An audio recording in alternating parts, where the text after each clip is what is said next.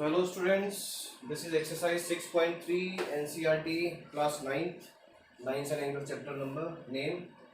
Okay, question number 1 की अगर बात करते हैं तो क्वेश्चन नंबर 1 में यहाँ पर सबसे पहली बात है आपके सामने एंगल सम प्रॉपर्टी यूज हो सकती है, आपके सामने एक्सटीरियर एंगल प्रॉपर्टी यूज हो सकती है, आपके सामने पैरेलल लाइन का भी कॉन्सेप्ट यूज हो सकते हैं। तो अब जो ये एक्सरसाइज है इसके अंदर सब चीज़ों का कॉम्बिनेशन है, तो इट मीन्स आपको पूरी तरह से प्रीवियस नॉलेज के साथ ही इस एक्सरसाइज में आना पड़ेगा, right. So if you see the question number 1, question number 1 में उसने बोला है पी आर क्यू की वैल्यू हमें फाइंड करनी है, तो ये वाला एंगल अगर मैं इसको सपोज कर लेता हूँ कि एक्स है, राइट। सो इस एक्स को फाइंड करने के लिए देयर आर टू वेज। क्या कर सकते हो कि आप एक तो ये वाला एंगल निकाल लीजिए सबसे पहले।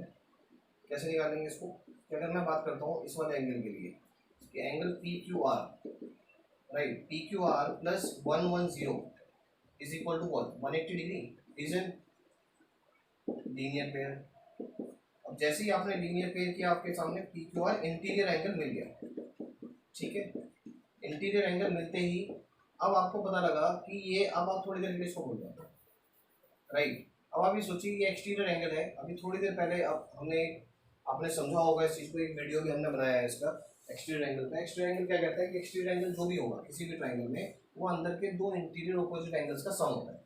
सो इट मीन्स जो 135 है ये 70 प्लस एक्स होने वाला है, तो हम क्या लिखेंगे, bye exterior angle property, right. ये हमारे सामने आ गया। अब x की वैल्यू क्या हो जाती है, 135 माइनस 70, तो ये आ गया आपका 65 डिग्री। इस तरह से आप एक्सटीरियर एंगल प्रॉपर्टी भी लगा रहे हो, इस तरह से आप लीनियर पेयर का भी कॉन्सेप्ट यूज कर रहे हो। तो इट मीन्स ये नहीं कह सकते कि जो आपने प्रॉपर्टी पढ़ी है इस पर्टिकुलर चैप्टर से पहले कि हमेशा वही प्रॉपर्टी यूज होंगी, राइट। अब देखिए इस वाले क्वेश्चन पे आते हैं। ये क्वेश्चन में भी थोड़ा सा ट्विस्ट है। क्या ट्विस्ट है वो, इसमें बोला गया है कि y and z o they are the bisector, और ये कंप्लीट एंगल 54 है। तो आप ये बताएं अगर ये 54 है तो ये 27 दे देगा मुझे, करेक्ट। और एक चीज और भी है, अगर ये टोटल 54 है तो अगर मैं सोल्यूशन करने बैठता हूँ इसका, तो सबसे पहले एंगल x प्लस एंगल y प्लस एंगल z कितना होगा students, 180, reason by angle sum property, right. जब एंगल सम प्रॉपर्टी आपने लगा दिया तो आपके पास दो एंगल्स हैं। अगर एंगल x की बात करेंगे तो 62 आपके पास है एंड ये 54 आपके पास है। सिर्फ एंगल z आपको निकालना है और एंगल z आपके पास ये आ जाए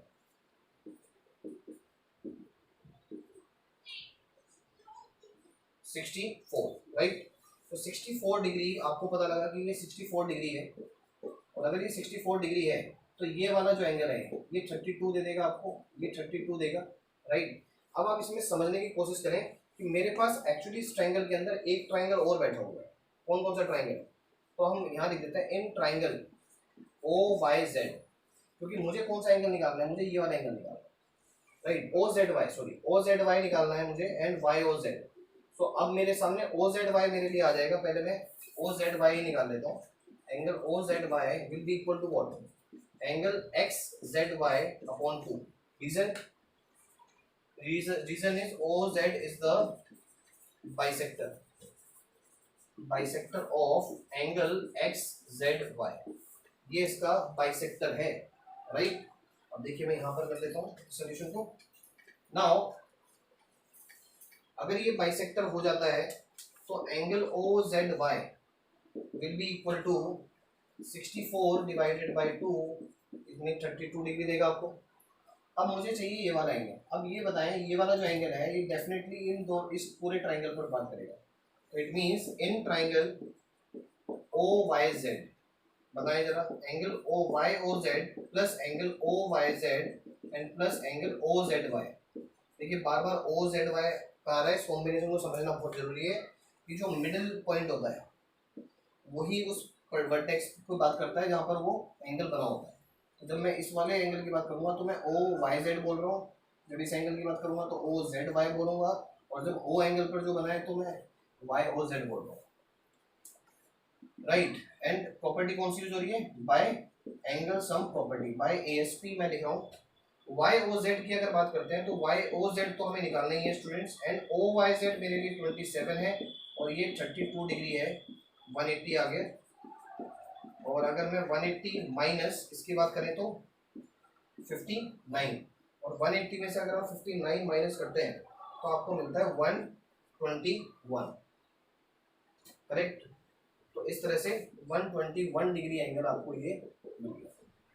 नाउ इस पर आते हैं, ये भी बड़ा इजी क्वेश्चन है। इस क्वेश्चन की खासियत इसमें पैरेलल लाइन एक्सियम्स का भी यूज कर पाएंगे, राइट। पैरेलल लाइंस जब बात करते हैं पैरेलल लाइंस की, तो आपके दिमाग में तुरंत घूम जाना चाहिए corresponding angles, alternate interior angles, right, and co-interior angles, three groups generally we discuss. इस क्वेश्चन की बात करते हैं तो A B and C D are parallel lines. सिर्फ एक बात बताएं कि जो 35 है तो क्या ये भी 35 होगा, एंड हमें क्या निकालना है, हमें ये निकालना है स्टूडेंट। अब आप बताइए कि 35 है तो 35 हुआ, क्यों हुआ, ऑल्टरनेट इंटीरियर एंगल। मैं सिंपल सी बात लिखूंगा यहाँ पर कि B A C is equal to C E D. Reason, alternate interior angles are equal, correct. ये मेरे सामने बात आ गई। अब आप आते हैं इसमें इन ट्राइंगल डी सी ई। जब आप ट्राइंगल डी सी की बात कर रहे हैं तो इट मीन्स मैं बात कर रहा हूँ सी डी ई ट्राइंगल की, इस वाले एंगल की बात करता हूँ, प्लस एंगल डी सी ई की बात कर रहा हूँ क्योंकि ये तो मुझे निकालना ही है। Now angle C E D 35 degree वाले एंगल की बात करते हैं, ये मुझे 180 देगा by angle sum property. Reasons जरूर लिखना है आपको। CDE, जब CDE की बात कर रहे हैं तो हम 53 लिख देते हैं वहां पर। DCE we have to find, CED 35, सिर्फ आपको वैल्यू पुट करनी है, आपके सामने आंसर आ जाता है 180 एंड इट विल बी 88। और जैसे आप इसको 88 करेंगे तो ये आपको 92 डिग्री एंगल देगा और ये आपका आंसर है, राइट। तो इन क्वेश्चंस में यही चीज़ों का ध्यान रखना है कि कौन सी प्रॉपर्टी कहाँ यूज होनी है, ये आपको सिर्फ फिगर को समझ कर आएगा जब आपका ऑब्जर्वेशन अच्छा होगा। ऑब्जर्वेशंस की बहुत रिक्वायरमेंट है इन वाले क्वेश्चंस में। आपको क्या निकालना है, कहाँ से स्टार्ट करना है एंड कहाँ एंड करना है। क्वेश्चन नंबर 4 में देखते हैं स्टूडेंट्स। क्वेश्चन नंबर 4 में ये फिगर है, इंटरसेक्ट कर रही है two lines R S and P Q at point T, और ये गिवन एंगल्स हैं जो हमने यहाँ दिखा भी दिए। एस क्यू टी आपको निकालना है, एस क्यू टी का मतलब है ये एंगल निकालना है, करेक्ट।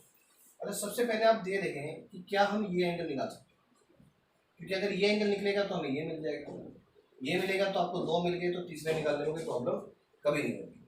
तो इसमें एक काम करते हैं, हम क्या करते हैं, in triangle P R T, in triangle P R T की बात करते हैं। तो इसमें angle P plus angle R and angle P T R. देखिए मैंने यहाँ पर इसको इस फॉर्म में क्यों लिखा है, क्योंकि इस पर्टिकुलर वर्टेक्स पे दो एंगल बन रहे हैं, तो आपको जरूर बताना पड़ेगा डायरेक्शन कहाँ पर है। एंगल पी को आप एंगल पी लिख देते हो, आर पी टी भी लिख सकते हो, लेकिन अगर पी भी लिखोगे तो भी मैं उसी वर्टेक्स के एंगल की बात कर रहा हूँ। इट इज क्लियर है। But in this particular form अगर सपोज मैं बोलता हूँ एंगल टी, तो एंगल टी कौन सा वाला, इधर वाला या इधर वाला, वो तभी क्लियर हो सकता है जब आप डायरेक्शन दोगे कि पी टी आर। तो इसलिए यहाँ पर स्पेसिफिक होना बहुत जरूरी है। ये हो गया 180। Now angle P is 95 and angle R is 40 degree, so angle PTR will be equal to 180. So angle PTR will be equal to 180 minus 135. So आपके सामने ये आ जाता है 45 डिग्री। So एंगल PTR की वैल्यू आ जाती है 45, करेक्ट। नाउ अगर ये 45 हो जाता है तो ये भी 45 होगा, तो हम यहाँ नेक्स्ट स्टेटमेंट डाल सकते हैं S T Q, angle STQ is also equal to 45, reason vertically opposite angles, ठीक है। और इसको आप चाहोगे यहाँ पर PTR भी दिखा दें। अब आप इसमें एंगल सम प्रॉपर्टी अगेन लगा देंगे, in triangle PSQ angle S plus angle Q and plus STQ is equal to 180, अब एंगल एस क्या है आपका 75 डिग्री, एंगल क्यू हमें नहीं पता, angle S T Q that is 45 degree, और आपके सामने ये 180 डिग्री। अब एंगल क्यू को अगर निकालेंगे तो यहाँ से 180 और ये दोनों मिल जाएंगे तो ये 120 हो जाता है एंड 60 डिग्री आपके साथ में आ गया, तो आपको ये पता लगा कि ये एंगल 60 डिग्री है, राइट। एंड यहाँ पर ये स्टेटमेंट बेटे जरूर लिखेंगे बाय एंगल सम प्रॉपर्टी, क्योंकि रीजन लिखना बहुत ही इंपॉर्टेंट है। ये रिजल्ट कैसे लिया, जब तक आप वो नहीं बताएंगे आपको एग्जाम में मार्क्स के चांसेस थोड़े कम हो जाते हैं। Teachers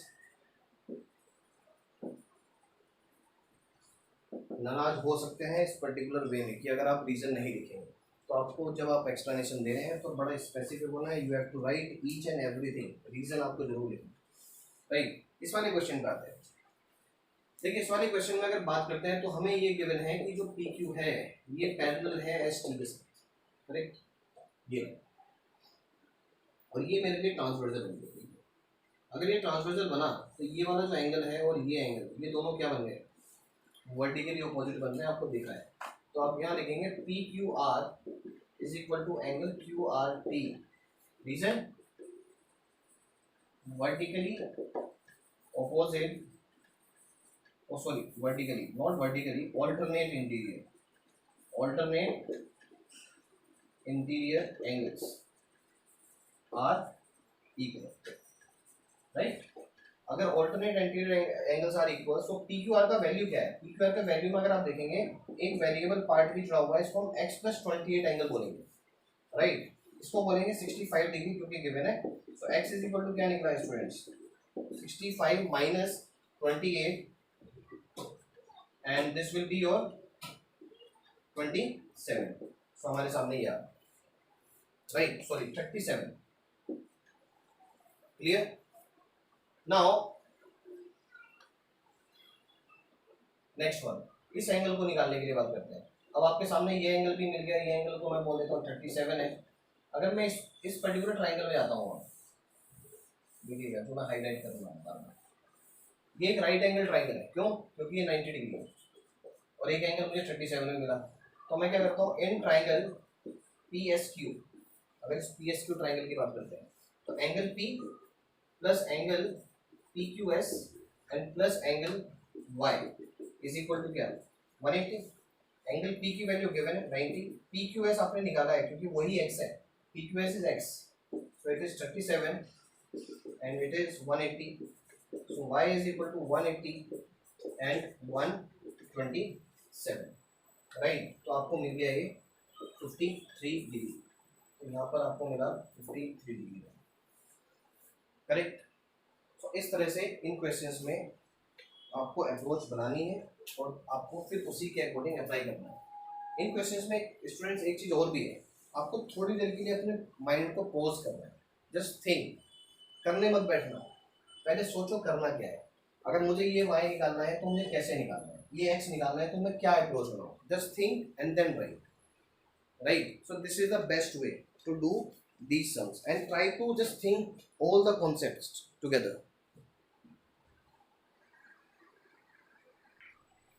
Now student, question number 6 is very important question, बहुत एग्जाम में देखने को मिलता है, इसको जरूर देखिएगा ध्यान से, इसकी प्रैक्टिस भी जरूरी है। देखिए इसमें क्या बोला गया, एक ट्राइंगल है पी क्यू आर एंड एक एक्सटीरियर एंगल बाहर निकाल दिया गया, फिर यहाँ से एक इंटीरियर एंगल का बाइसेक्टर और एक एक्सटीरियर एंगल का बाइसेक्टर, मतलब बाइसेक्टर है तो इट मीन्स एक चीज़ क्लियर हो गया कि ये दोनों एंगल्स, मतलब ये एंगल 2 इक्वल पार्ट्स में डिवाइड हुआ, ये भी एंगल 2 इक्वल पार्ट्स में डिवाइड हो रहा है, तो मैंने 1 लिख दिया है अपने समझने के लिए, करेक्ट। अब देखिए मैं यहाँ पर लिख देता हूँ पहले, okay, angle P Q T is equal to, देखिए मैंने पी क्यू टी कौन सा ट्राइंगल एंगल लिया, ये वाला जो एंगल फर्स्ट एंगल बन गया है, and angle T Q R both are equal, so I am putting here equal. Reason क्या है इसके पीछे, ओके मैं इसको भी ले लेता हूँ स्टूडेंट्स, तो हमारे लिए ये हो जाएगा T R P and angle T R S, इसको मैंने एंगल 2 लिया है, दोनों के लिए रीजन एक ही है, क्या है reason, bisectors, right, Q T and R T are angular bisectors, right, ये क्लियर होगा। अब जैसे ही एंगुलर बाइसेक्टर हुए तो हमारे सामने अब दो चीजें आती हैं, क्या मैं ये वाला एंगल निकाल सकता हूँ, क्योंकि मुझे टारगेट करना है QPR को, और QPR मुझे अगर एंगल निकालना है तो मुझे इंटीरियर दोनों एंगल्स का पता होना बहुत ही जरूरी है, राइट, क्योंकि उसके बिना काम नहीं चलेगा। Now I will try to find PRQ angle here. तो PRQ एंगल को आप कैसे फाइंड करने वाले हैं? PRQ I am highlighting here. ये देखिए मैं कौन सा एंगल की बात कर रहा हूँ। अगर मैं इस एंगल की बात करता हूँ तो ये एंगल डिपेंड करता है इस पूरे एंगल के ऊपर, क्यों? ये इसके साथ लीनियर पेयर बना है, राइट। तो मैं यहाँ पर लिख देता हूँ स्टूडेंट्स, एंगल PRQ है ना प्लस PRS। अगर मैं PRS देता हूँ तो ये पूरा 180 बन जाता है, राइट, और रीजन मेरे पास आ जाता है लीनियर पेयर। और जैसे ही मेरे पास लीनियर पेयर आ जाता है रीजन, तो मेरे पास PRQ की जो वैल्यू होगी, अगर मैं सबसे पहले PRS की वैल्यू निकालता हूँ तो मुझे मिलती है 2 एंगल 2, क्योंकि यहाँ पर ट्वाइस है, 2 एंगल 2 है, तो 2 एंगल 2 मैं यहाँ लिखूंगा और मेरे सामने ये 180। PRQ की जो वैल्यू है वो आ जाती है 180 माइनस 2 एंगल 2। इसको मैं फर्स्ट इक्वेशन अपनी तरफ से कर देता हूँ, करेक्ट। अब आ जाते हैं स्टूडेंट सेकंड पॉइंट पर। सेकंड पॉइंट क्या है हमारे लिए? जो सेकंड पॉइंट हमारी बात करेगा वो बात करेगा हमें ये एंगल P निकालना है, राइट, क्योंकि QPR की बात हो गई है। तो मैं क्या करने वाला हूँ, in triangle, which triangle? PQR। अगर मैं ट्राइंगल PQR में लेता हूँ, ठीक है, by angle sum property, bye angle sum property अगर जाते हैं तो हमारे पास एंगल P आता है, फिर एंगल Q कंप्लीट आता है, और इसके बाद प्लस एंगल PRQ आएगा। मैंने इसको थोड़ा हाईलाइट किया है क्योंकि इस पर एक्सटीरियर एंगल भी बना हुआ है, और ये होता है 180। एंगल QPR जो मैं बात कर रहा हूँ उसको मैं निकाल ले रहा हूँ, मैं इसको QPR ही लिख रहा हूँ, ठीक है। एंगल Q की वैल्यू है 2 एंगल 1, अगर आप देखेंगे 1 + 1 2 एंगल 1, एंड एंगल PRQ की वैल्यू आपने अभी निकाली है, वो आती है 180 माइनस 2 एंगल 2, करेक्ट। अब आप देखें ये दोनों कैंसिल हो जाएंगे, आपके सामने जो रिजल्ट यहाँ पर मिलेगा वो मिलता है angle QPR is equal to, इस इन दोनों एंगल्स को मैं दूसरी तरफ शिफ्ट करता हूँ, ये मिलता है 2 एंगल 2 माइनस एंगल 1। देखिए मैंने 2 कॉमन भी ले लिया है और वहाँ पर पहुँचा भी दिया, और आपके सामने ये रिजल्ट एक नया आ गया। अब QPR की वैल्यू है जो, ये वैल्यू आपको मिली 2 एंगल 2 माइनस एंगल 1, ठीक है। अब आ जाते हैं सेकेंड बात पर करते हैं, इस वाले एंगल की बात करते हैं, इस वाले ट्राइंगल में। इन ट्राइंगल QTR, अगर मैं QTR ट्राइंगल की बात करता हूँ तो QTR में मेरे पास 3 एंगल्स मिलेंगे। अगेन ट्राइंगल की बात है, TQR plus angle QRT and plus angle QTR, ठीक है। QTR को आपको दिख ही गया होगा, मैं इसकी बात करने वाला हूँ, इसको मैं टच नहीं करूंगा क्योंकि ये तो मुझे निकालना ही है। अगर मैं TQR की बात करता हूँ तो मेरे सामने TQR ये है जो एंगल 1 को प्रेजेंट करने वाला है, एंगल 1 की बात करते हैं। QRT, अगर मैं QRT की बात करता हूँ, मैं इस ब्लू लाइन को हटा देते हैं, तो ब्लू लाइन अब कहती है कि सिर्फ ये वाला एंगल चाहिए अपन को, और इस एंगल को आप कैसे निकालेंगे? इस एंगल में इतना पार्ट तो आपको पता है, ये एंगल 2 है, और ये वाला रिमेनिंग पार्ट आप निकाल चुके हो, ये रहा। तो इट मीन्स अगर मैं इसको बोलता हूँ कि 180 माइनस 2 एंगल 2 है तो मैं गलत नहीं हूँ। तो इट मीन्स ये दोनों एंगल का कंपोजिशन होगा, तो मैं यहाँ पर लिख देता हूँ 180 माइनस 2 एंगल 2 प्लस एंगल 2, और मेरे सामने QTR रिजल्ट आ गया, करेक्ट। देखिए अब यहाँ पर थोड़ी सी बात समझने वाली क्या है वो देख लेते हैं। ये है एंगल 1, 180 180 कैंसिल हो जाता है हमारा, ये माइनस 2 एंगल 2 है, ये एंगल 2 है, ये कहीं ना कहीं आपको माइनस एंगल 2 देता है, और प्लस एंगल QTR की वैल्यू 0 दिखाता है। अब मैं क्या करूंगा, यहाँ पर QTR की वैल्यू इधर शिफ्ट करते हैं सारे एंगल्स को, तो एंगल 2 पॉजिटिव होगा, एंगल 1 नेगेटिव हो जाएगा। अब आपको मिला ये।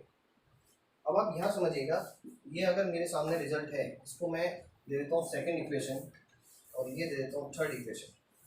अगर मैं सेकेंड फ्रॉम थर्ड इक्वेशन यहाँ लिख देते हैं, from equation third equation, right, ये वाली जो वैल्यू है एंगल 2 माइनस एंगल 1 क्या है ये QTR, क्या मैं यहाँ लिख सकता हूँ इसकी जगह? Q P R is equal to 2 into angle 2 minus angle 1 को मैंने क्या लिखा, क्यू टी आर। और जहां आपने क्यू टी आर लिखा इसको, आपको रिजल्ट मिलना स्टार्ट हो गया, क्योंकि क्यू टी आर की जो वैल्यू है वो angle Q P are upon 2 होनी चाहिए, राइट। तो यहां से मैं लिख देता हूं, from third equation put the value of angle 2 minus angle 1 in equation 2। तो ये इस पर्टिकुलर सम का प्रोसेस था जो समझना बहुत इंपॉर्टेंट है। यहाँ 2 बार आपको एंगल सम प्रॉपर्टी का यूज करना पड़ा है और एंगल्स के कंपोजिशन को भी समझना पड़ेगा आपको, right. So this is all about this chapter students, and I hope you have understood. If any doubt in any sum, please pause that video the same time and just try to think why I have done this one, right. जहाँ पर भी आपको लगता है pause करिए video को और उसको सोचिए कि ऐसा क्यों हुआ है। इन क्वेश्चंस में यही बहुत समझना बहुत इंपॉर्टेंट है। So thank you so much class.